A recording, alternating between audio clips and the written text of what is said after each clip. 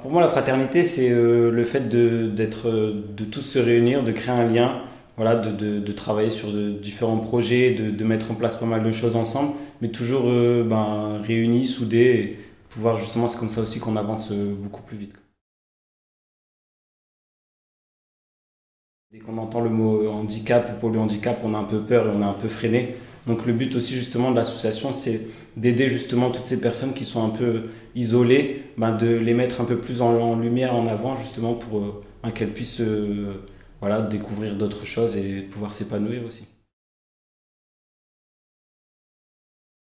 C'est des grands mots qui rassemblent beaucoup de choses. Ça peut être, enfin voilà, c'est au sein d'un groupe, au sein d'une association, c'est vraiment les valeurs qu'on met en place et qu'on essaye de valoriser. Donc voilà, c'est beaucoup de choses.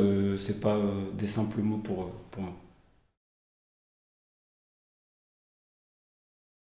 Actuellement, j'ai le projet Jeune en scène à laquelle je fais partie. Pour moi, c'est vraiment un coup de cœur parce que ça part d'une dizaine d'années en arrière et aujourd'hui, j'ai eu la chance d'être jury. Donc vraiment, pour moi, c'est un coup de cœur.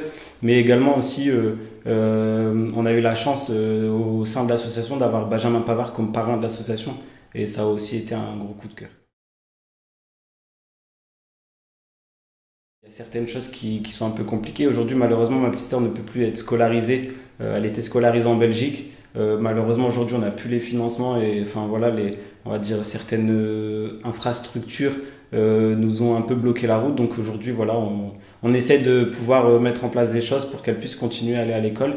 Et aujourd'hui, malheureusement, c'est son cas, mais aussi il y a beaucoup d'autres enfants qui sont en transfrontalier et qui ne peuvent pas justement aller à l'école et du coup ils sont domiciliés et ils n'avancent pas plus que ça et c'est dommage. Ce sont des personnes de mon entourage. Pourquoi? Parce que c'est des personnes que je vois au quotidien et qui m'aident et que je vois grandir et qui me donnent aussi l'envie de grandir.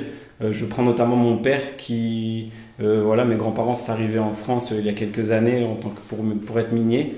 Mon père a démarré au plus bas, aujourd'hui il est chef d'entreprise et rien que pour ça aussi, voilà, c'est vraiment quelqu'un qui m'inspire.